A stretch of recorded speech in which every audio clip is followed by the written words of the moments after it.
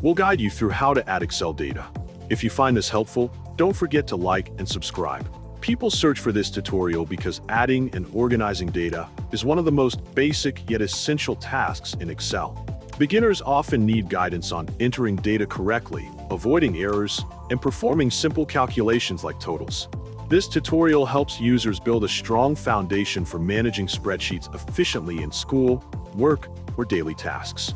To begin this tutorial, open Microsoft Excel on your computer or laptop and wait until the Start screen fully loads before continuing. Once the application is ready, open a new workbook or an existing file where you want to add your data.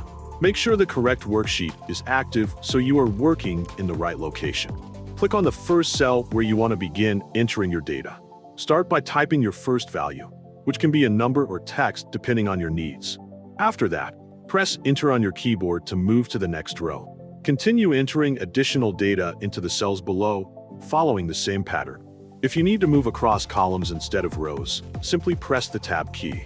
As you enter more data, adjust the column widths to ensure everything is clearly visible. This helps make your worksheet easier to read and more organized. Next, add headings at the top of each column to label your data properly. Select the heading cells and apply bold formatting so they stand out from the rest of the content.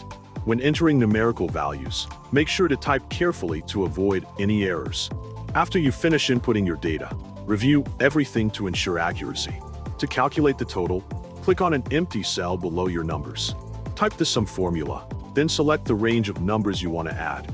Close the bracket and press Enter to display the result. Check that the total appears correctly. If you want to apply the same formula to other cells, use AutoFill by dragging the fill handle. Continue reviewing your data to ensure there are no incorrect values that could affect calculations. You can also format numbers as needed, such as changing them into currency or percentage format, and save your Excel file to make sure all changes are properly stored.